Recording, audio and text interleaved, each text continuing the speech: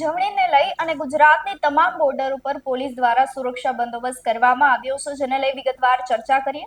નમસ્કાર, આપ જોઈ રહ્યા છો ન્યૂ ભારત ન્યૂઝ અને હું છું આપની સાથે વલ્લરી વ્યાસ.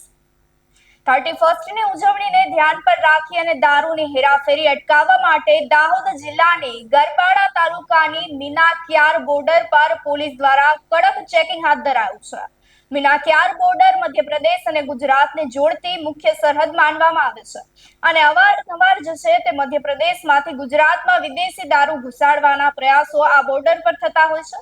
ત્યારે ખાસ કરીને વર્ષ 2025 પૂર્ણ થવાના આરે છે અને નવા વર્ષની ઉજવણી દરમિયાન દારૂની હેરાફેરીમાં વધારો થવાની શક્યતાઓ પણ રહેલી છે. આ શક્યતાઓ વચ્ચે પરિસ્થિતિને ધ્યાન પર રાખી અને ગરબાડા પોલીસ તેમજ એસઆરપીની ટીમ દ્વારા મીનાક્યાર બોર્ડર પર ચુસ્ત બંદોબસ્ત ગોઠવવામાં આવ્યો છે. મધ્યપ્રદેશમાંથી ગુજરાત તરફ આવતા તમામ વાહનોનું સઘન ચેકિંગ હાથ ધરવામાં આવ્યું છે.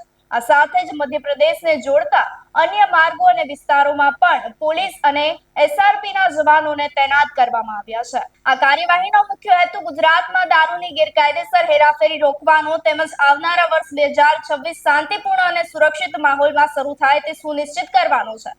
ખાસ કરીને દારૂ ઘુસાડનાર તત્વો સામે કડક કાર્યવાહી કરવામાં આવશે તેવું પોલીસ દ્વારા જણાવવામાં આવ્યું છે.